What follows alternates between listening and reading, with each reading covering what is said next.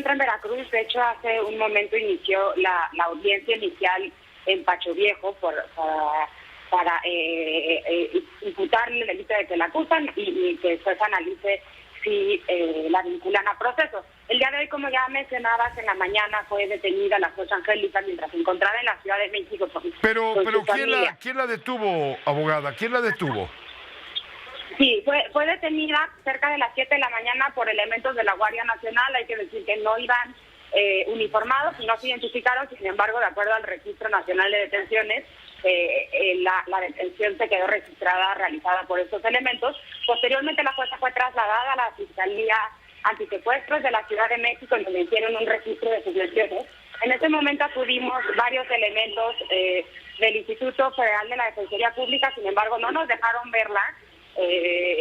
La tuvieron en comunicación, lo cual nos parece sumamente grave, y fue entregada a elementos de Veracruz, quienes realizaron el traslado hacia Veracruz, a donde se encuentra en este momento en esta audiencia inicial. Estamos muy preocupados, no solamente porque no nos pudimos comunicar con la jueza, por la que mantuvieron incomunicada, sino, como ya relatabas, porque esa segunda detención se da después de una primera detención completamente arbitraria que había ocurrido el 5 de junio, y en un contexto de constantes hostigamientos por parte del Poder Ejecutivo local, incluso del propio presidente de la República, y sin duda muestra todo un ataque que se hace al Poder Jurisdiccional, que en este momento vemos con suma gravedad que se esté materializando con esta detención. Lo que nos informa en este momento Mario Delgado es que está en funcionamiento un gran operativo de simulación. Estamos desde luego ante un proceso sucesorio en donde todos sabemos que de lo que se trata es de recorrer el país para ver de qué manera se influyen las preferencias de quienes serán encuestados. Y en ese sentido estamos en un proceso claramente de pre-campaña, pero no se puede decir, no se puede reconocer, porque eso es claramente una violación de la ley. Morena está adelantándose a los tiempos porque no respeta el calendario electoral que empuja estos procesos hasta noviembre de este año. ¿Quieres escuchar parte de lo que está diciendo ya en este momento Claudia Sheinbaum? Estoy lista. Vamos a escuchar. Claro. Para el encuentro con el pueblo de México, para recoger los sentimientos de la nación. Que queremos la continuidad de la transformación, de la cuarta transformación, le llamo yo con sello propio. Vamos a tener asambleas informativas en todo el país, en distintos rincones del país.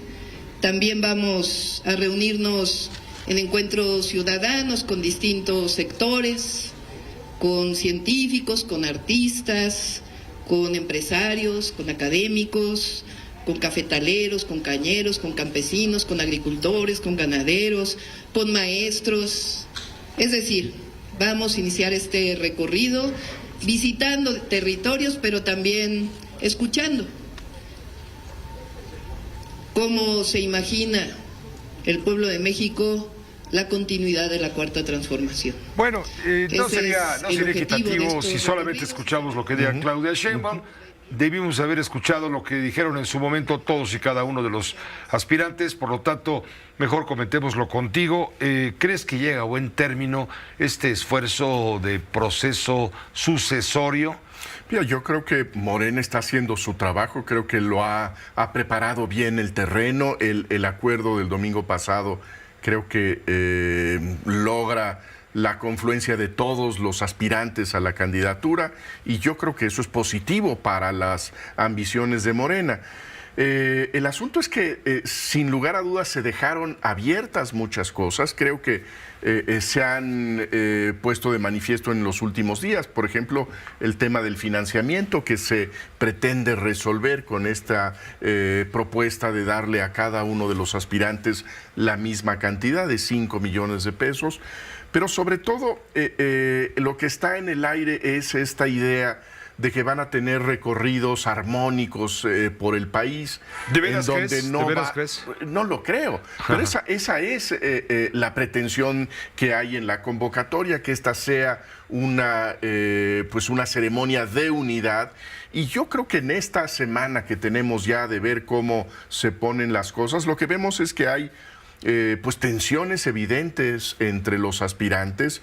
Creo que Marcelo Ebrard lleva en ese sentido pues la delantera de plantearse un poco como la figura rebelde de quienes están aspirando a la candidatura. Y en ese sentido, pues vamos a ver de qué manera se procesan las cosas, ¿no?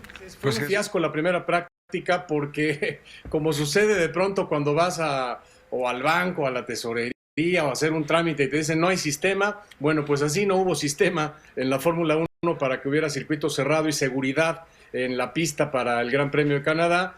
La FIA decidió cancelar prácticamente el primer ensayo y, como tú dices, irrelevante, cuarto lugar ahí de Checo Pérez, porque realmente el más rápido fue Valtteri Bottas, solamente dieron un par de vueltas, entonces eso no cuenta realmente para lo que será el trabajo del Gran Premio. Lo que sí contó fue la segunda práctica, que ya tuvo de todo. Ya hubo, obviamente, algunas interrupciones, accidentes, hubo un incendio de Nico Hülkenberg, cayó la lluvia en la parte final, la mayoría de los equipos ensayaron ya con neumáticos de lluvia, y aquí es en donde viene la situación. Me parece que tendremos que ver si se puede corregir el día de mañana en la clasificación. ¿Por qué? Pues porque Hamilton enseñó que Mercedes está fuerte, a pesar de que todavía tienen problemas con el auto. El piloto británico, que es el más exitoso que ha habido en la Fórmula 1 dentro de este circuito de Canadá, ha ganado 7 carreras Hamilton ahí, lo mismo que Michael Schumacher.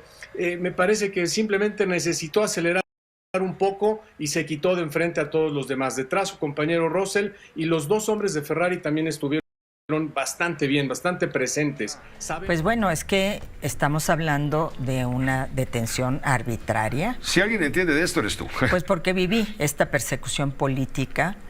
Me imagino el dolor de la hija, tremendo, de que le arrebaten a su madre de esa manera. Gente vestida, como decía la abogada, defensora pública, de civil, sin portar ningún uniforme, confirmado ya que se trata de la Guardia Nacional, lo que me parece muy grave. Sí, porque se había dicho que había sido gente de la Fiscalía de Veracruz actuando acá, pero ya se aclaró. Que no sí fue así. La Guardia Nacional. Así es. Y entonces yo te quiero proponer que al señor Cuitlagua García le llamemos de ahora en adelante el señor feudal de la Villa Rica de Veracruz. El Hernán Cortés que llegó en 1519, que toma, da, no te sometes, te castigo, no te sometes, te amenazo, no haces lo que yo dispongo, me las vas a pagar. Lo vimos ya cómo trajo los ataúdes con la figura de, o sea, con el nombre de la ministra Piña. Y del ministro Pérez Dayán. Y demás, pero sí, sobre todo contra la ministra, porque además es un misógino. Entonces, este señor feudal no entiende que hay un Estado de Derecho moderno que se basa en el respeto a las garantías individuales, en el respeto a la dignidad y a los derechos humanos. La juez determinó y lo aclaró muy bien, la defensora pública, Sofía de Rubina. Sofía, determinó una no vinculación con base en un amparo. Es decir, ella está acatando lo que un tribunal colegiado le está determinando y los cauces por los cuales tiene que excluir pruebas y en función de eso tomar una determinación. ¿No te gustó?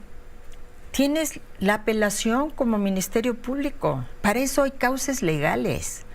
¿No te parece correcto? ¿Crees que ahí hubo algo indebido? Pues presenta las pruebas.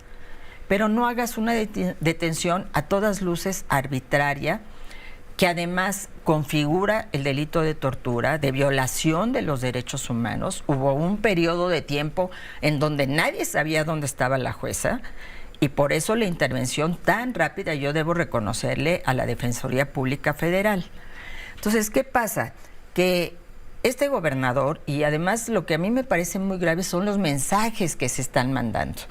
Antes eran los latigazos en la plaza pública, para que todo el mundo se enterara.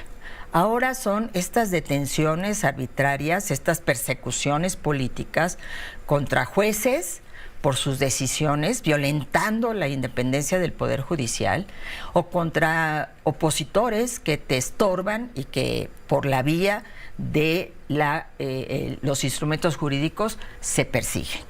Entonces, es algo muy oscuro, muy grave, que nos está no solo diciendo este señor feudal, que es gobernador, sino que se replica desde la propia silla presidencial. Mira, Pepe, lo que estamos viendo a mí me parece un carnaval. Dejémoslo en un carnaval político, si te parece, pero esto es una pachanga por todas partes. Voy a una cosa muy sencilla. No tenemos un secretario de Gobernación hoy en este país. Tenemos un encargado del despacho. Vamos a suponer que al presidente de la República le viene uno de estos desmayos como los que ya le han dado y tiene que encargar sus funciones, según dice la ley, al secretario de Gobernación, pero con la novedad, señor presidente, que fíjese usted que no hay. ¿Cómo que no? Es que usted no ha nombrado un secretario de Gobernación. Pero ahí está Alejandro Encinas. No, él es el encargado del despacho, que no es lo mismo. Entonces, el encargado del despacho no se puede hacer cargo del despacho presidencial. Tiene que ser el secretario de Gobernación. Eso por un lado. Por el otro lado, este manipuleo de amistades y de relaciones extrañas. El señor secretario de Gobernación no se registra. Manda a un personero y manda al señor Leonel Godoy. El señor Leonel Godoy, que fue gobernador de Michoacán, entre otras cosas, tenía un hermano perseguido por la justicia, Julio César Godoy. Para que no lo apañaran, en vez de hablarle a Cuitlagua García, que es experto en esas cosas, no, en vez de eso, lo metieron a la Cámara de Diputados para que protestara como diputado. Y obtuviera fuero. Obtuviera fuero y protección legislativa. No me digas que es el que entró en la cajuela de un coche. En la cajuela del coche de Alejandro Encinas, que es el que ahora se queda encargado del despacho que deja vacío a Dan Augusto. No, pues es para escribir una telenovela esto. Esto es para escribir una telenovela, yo creo que una telenovela de terror. Que se llamara ¿qué? ¿Cuna de lobos? ¿O cuna de bobos? ¿O qué? ¿Cómo le pondrías?